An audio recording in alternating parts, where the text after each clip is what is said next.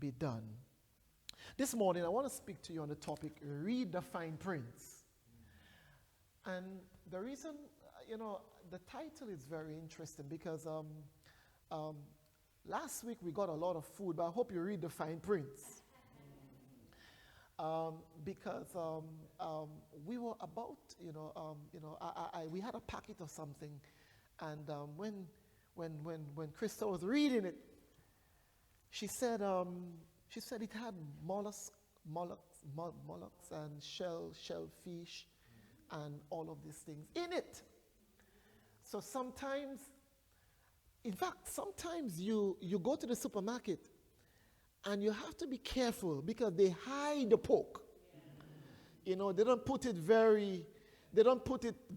They hide the pork in the bins, in all different things. It seems to be they put pork in everything in this country. And not just that, but it is very important to read the fine prints. And you know what about us as humans? We don't like to read. If you want someone to sign a document fast, give them a lot of papers to sign. Have you ever been to sign papers and you see it's a lot of papers? You say, just show me where I have to sign. We don't like to read. And insurance companies know that. That's why they give you the policy documents at 30-something pages. And you only read it when you're making a claim. And that's when they hold you. They say, did you read the fine prints? Because they put a lot of pertinent information in the fine prints. A lot of pertinent information are placed in the fine prints.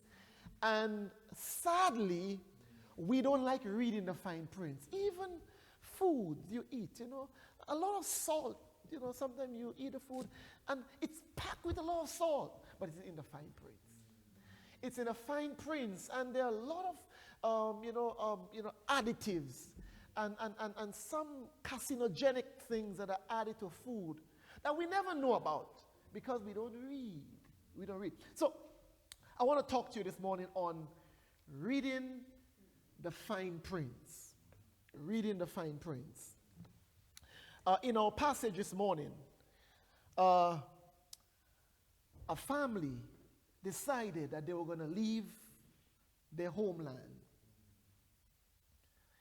to travel to greener pastures. In Ruth chapter 1, the Bible said, in the days when the judges ruled, there was a famine in the land, and a man of Bethlehem in Judah went to sojourn in the land of Moab, he, his wife, and his 2 sons. It was never God's intention to give Israel a king, but Israel saw others have a king.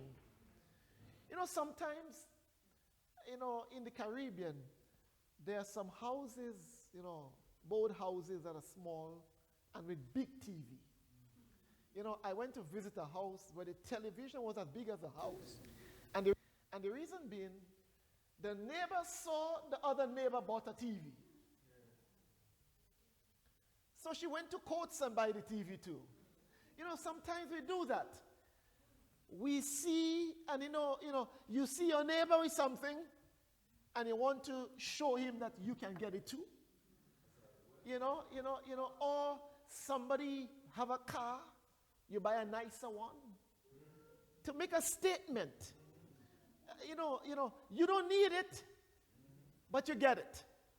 And Israel saw other nations having king, and they wanted king. Not everything you see people have, you need. In fact, some people are smiling, but you don't know the stress they go through. You see somebody with a nice dress, a nice shoe. You don't know the pain they're going to walk in it. Don't be jealous of people, Don't be jealous of people when you see them. Be happy with your little thing. Be happy. Maybe it might be a second hand, but that's all right. In fact, I found that you can get some good clothes in the second-hand shop. Good clothes. I mean, and let me tell you this.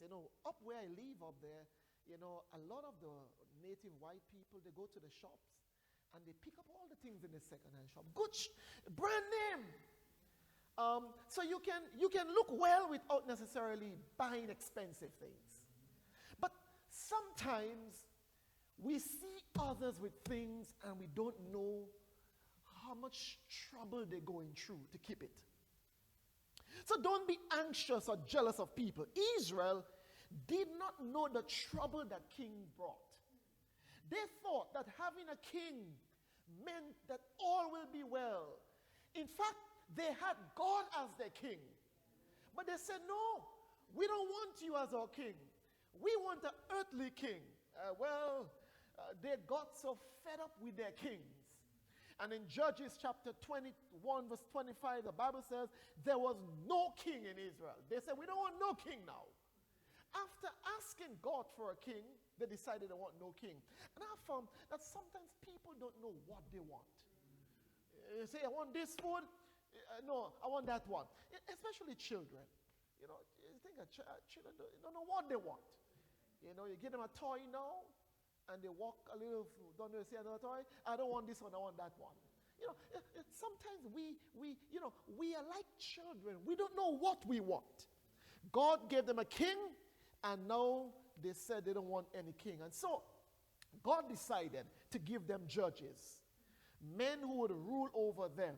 And, and even then, Israel gave the judges problems. Because I have found that if God cannot please us, think about it. If God cannot please us, who can please us? You ask for a king, God gave you a king. You say, I don't want him. He gave you a judge, you don't want the judge. Then what do you want? It is difficult to please us. Listen, brethren, it's difficult being God, it's not easy to be God. The hardest job in this world is to be God. Because we cannot be pleased as human beings. One day we want the rain. If too much rain comes, we're complaining. He give us the sun, we complain it's too hot. When the sun not shining, we complain it's so cold. I mean, what can God do to please us? And so, sometimes God have to test us like he did in this passage. The Bible said he sent a famine in the land.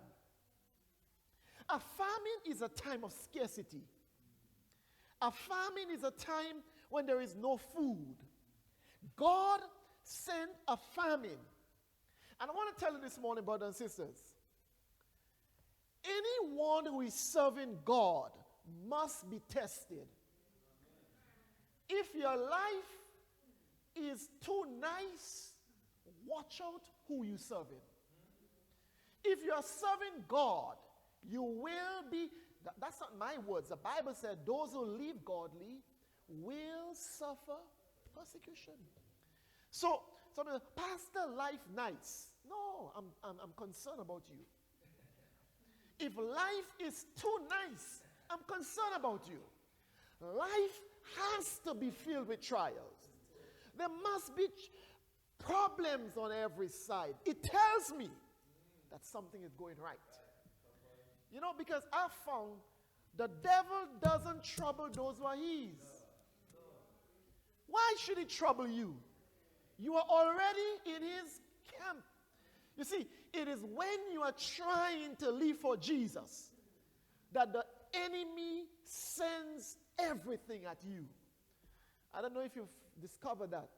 You try to do right, you make one step forward, two steps backward. Because the enemy is always at you. And God recognizes that sometimes to get us straight, he must send a famine. Well, brothers and sisters, there is a famine in our society today. Moral values are out the window. There is a famine in our community today. People have no sense of spirituality. Materialism and money and pride has taken over. There is a crisis in our world today. Inflation is high. I don't know if you've been to the supermarket of late. Even little prices used to be little. But now it is so high. Things are becoming so expensive now in our world. But because there is a famine. There is a famine in our homes today. Discipline is out the window. Health issues, financial issues. There is a famine in our churches today. People are no longer committed. There is so much problem that we face within. But a famine is not bad. A famine reveals who we are. They tell me that in the Chinese sign for crisis means two things. It means danger and it means an opportunity. Every crisis is an opportunity to show who we are and what we are made of. Well, Elimelech decided to leave Bethlehem in the crisis. Now, the name Bethlehem means house of bread. And Judah means praise. So Elimelech decided to leave Bethlehem with his family because there was no bread in the house of bread. Listen, brethren, sometimes there can be no bread in the house of bread.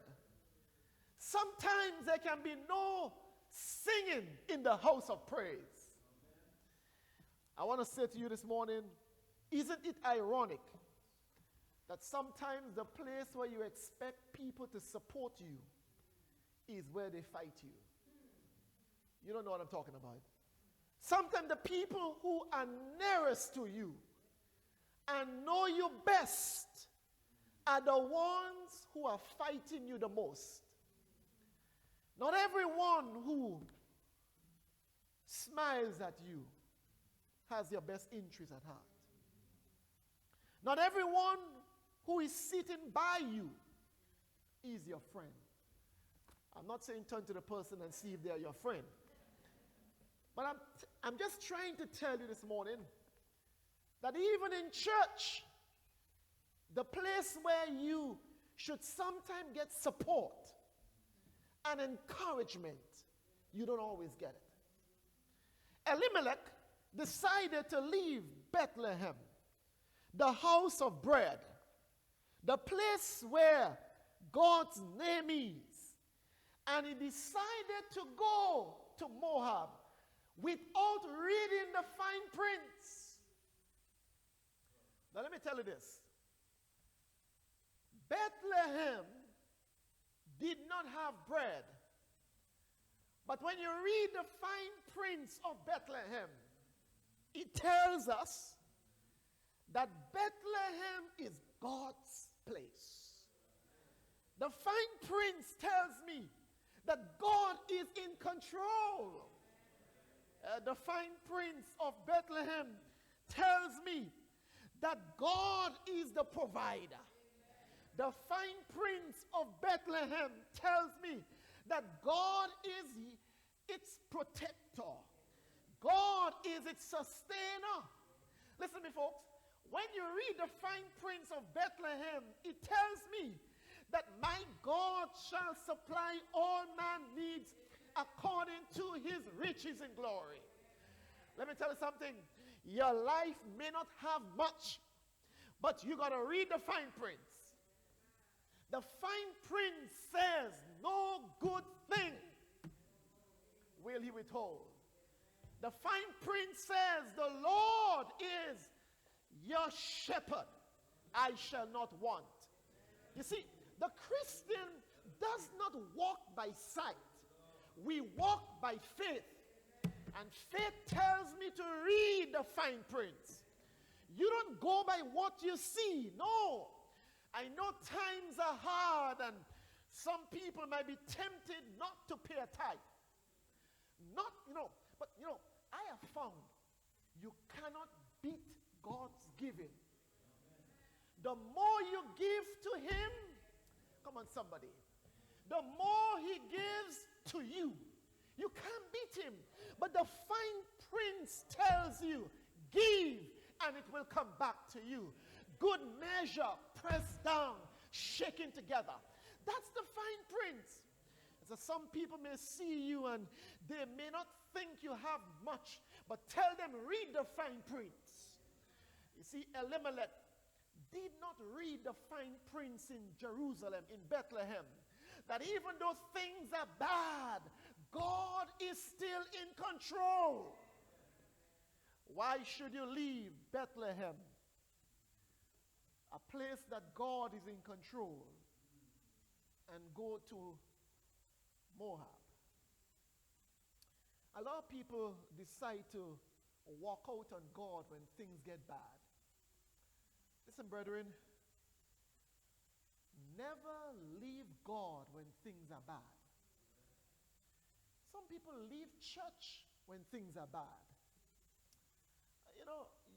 When you have a girlfriend or boyfriend and they make you vex, you could take your clothes and go. But when you're married, you don't get up in the morning and tell your wife, I vex. I take my clothes and go. No, you don't do that. You stick with it. Any relationship that survives, you got to stick with it. Even when you don't feel like you stick with it. And I'm saying the Christian life is like that. Things are bad, but you stick with it. You're going through trials, but you stick with it. Because you know what? You are not there alone. God is with you.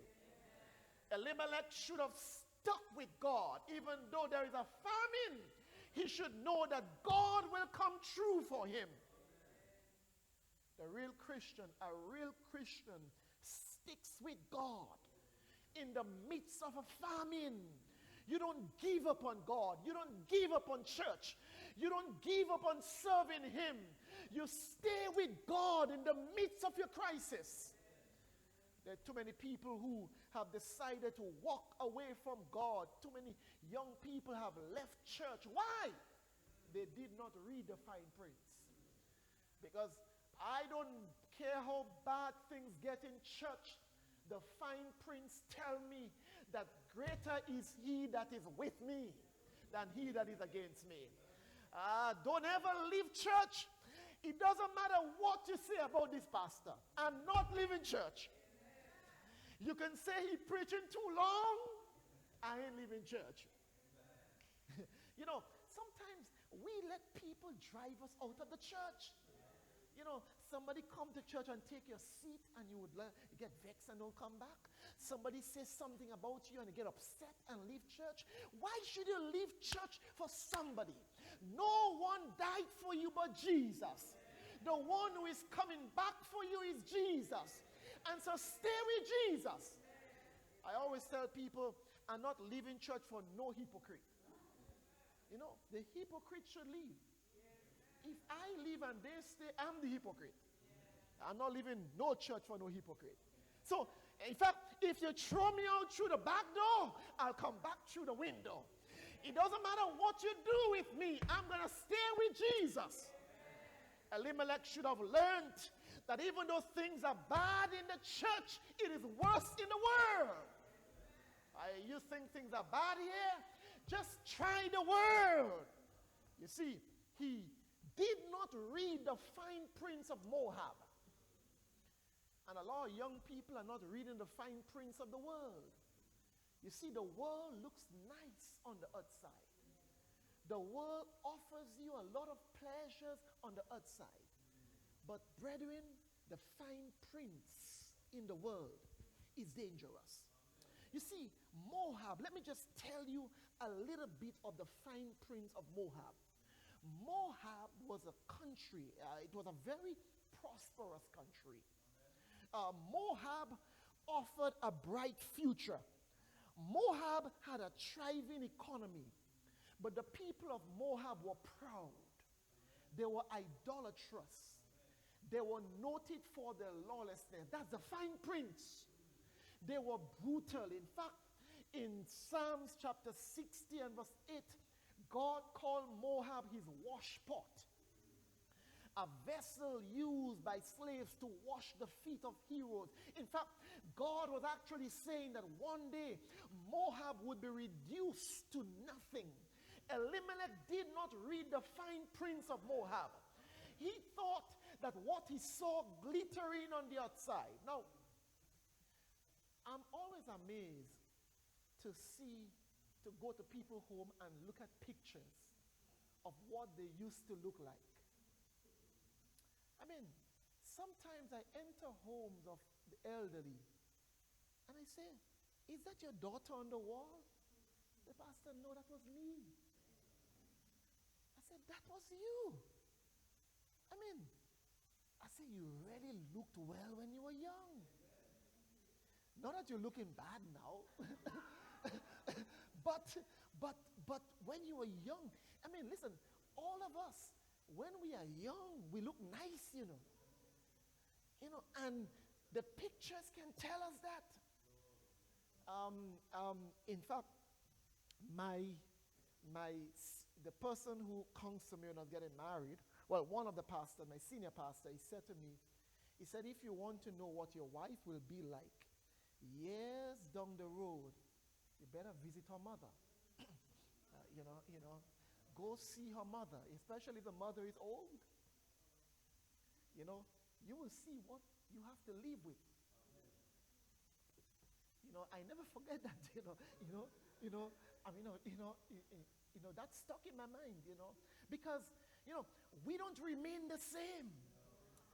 We change. Yesterday we are looking young and rosy, and everything looks nice. But if time lasts, listen, I remember the time I had hair on my head. A lot of hair on my head, Ella Solomon.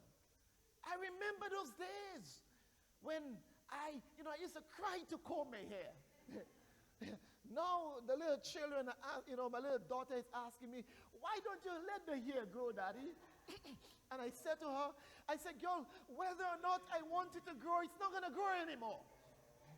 Because we all change. And young people, if time lasts, you will change as well. Elimelech did not recognize that even though Moab looked well and prosperous, that all that glitters is not gold. And so he left and went to Moab. And when he went there, the Bible said that Elimelech died. And then his two sons died. And his wife was left there. Now, I don't know if that would have happened had he stayed in Bethlehem. But I rather go through problems in the church than in a strange land.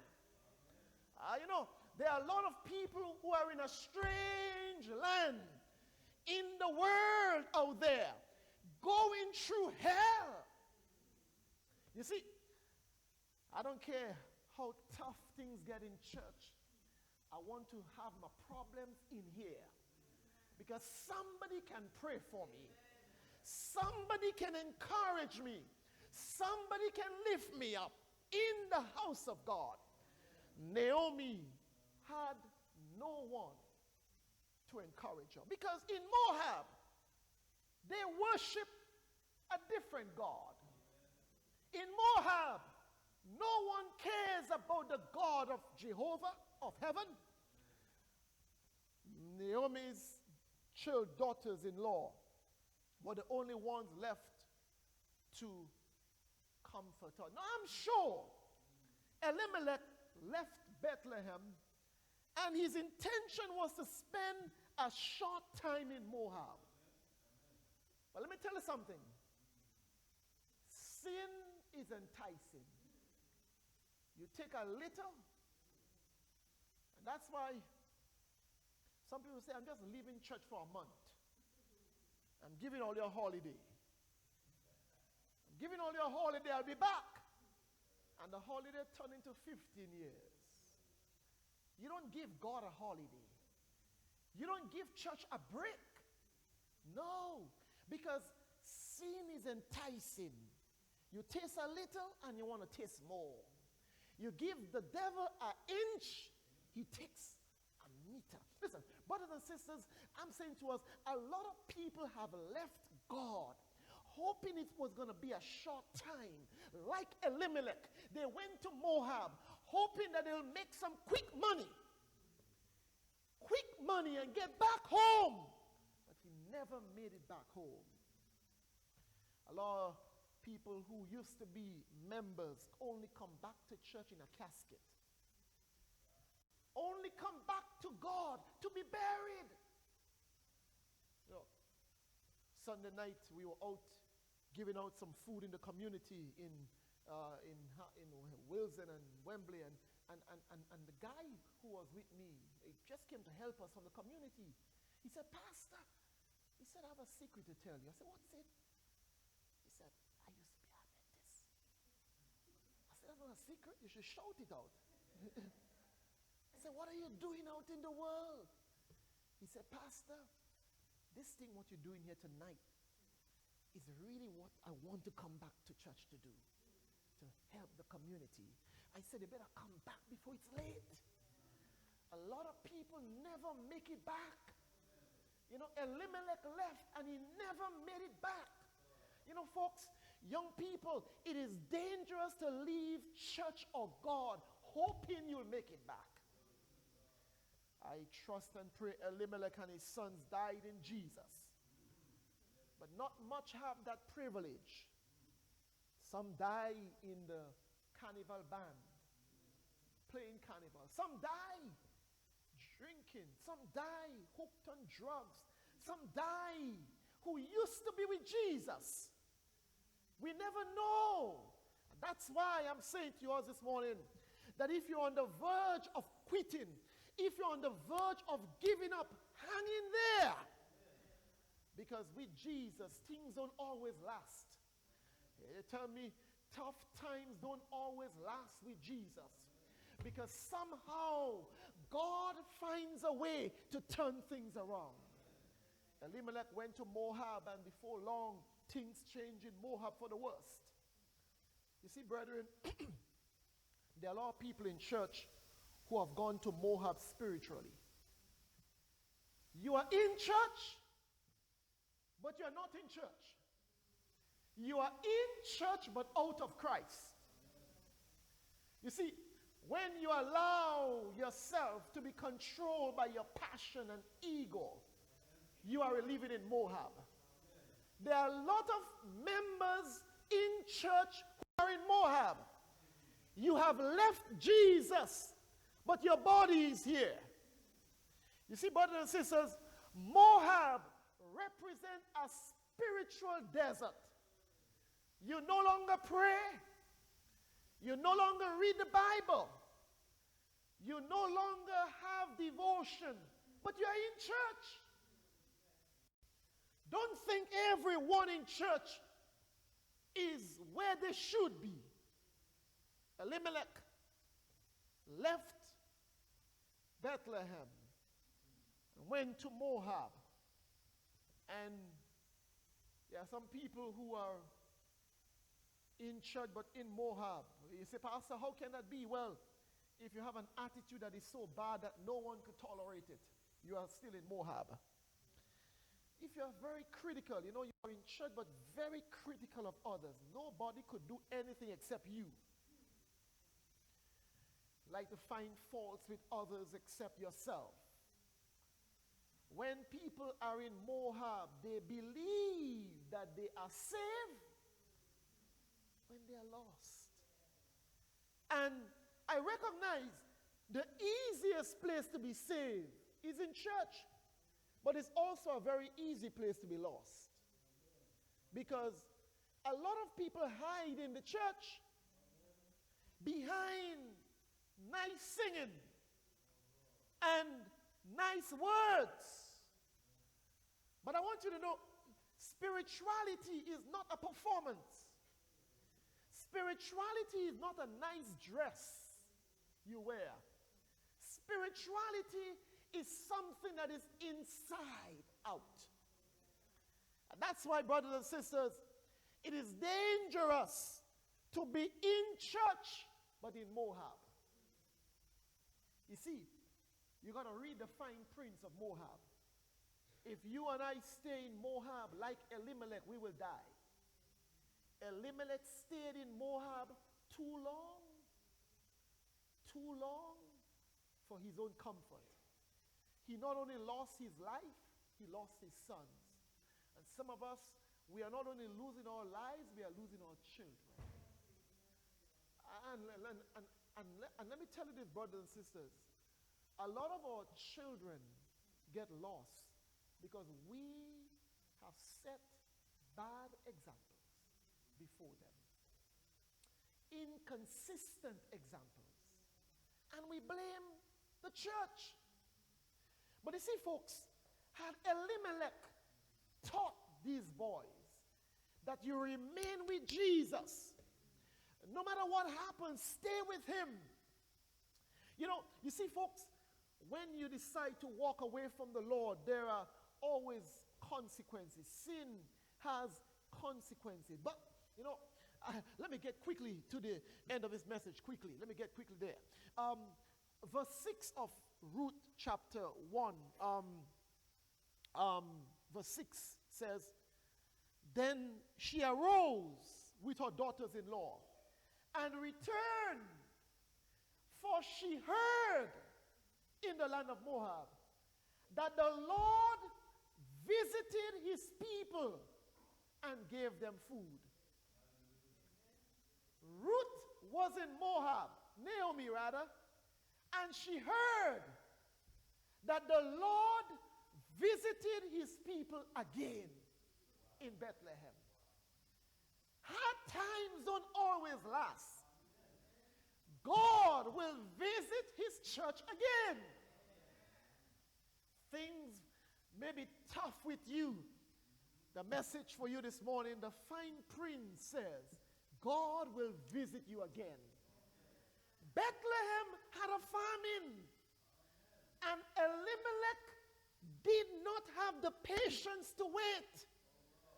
While he left, the Lord visited Bethlehem again. Fellow brothers and sisters, God will visit your family again. God will visit your life again. He will visit his church again. Don't walk out on God. Don't give up on God. Stick with him. No matter how tough it is. The fine print says, the Lord visited his people and he gave them food. It tells me something this morning. That it doesn't matter how serious the problems we face. If we stay with Jesus, we will weather the storms. Because with Jesus, greater is he that is with us than he that is against us. Elimelech missed an opportunity to receive the second blessing of the Lord. His wife, Naomi, had to return empty. Of course, she had a daughter-in-law with her, but she returned without a husband and her two sons because he did not read the fine prints. I want you to know this morning, brothers and sisters, that the Lord will visit his people again. It doesn't matter what you're going through in your life. God will visit his people again.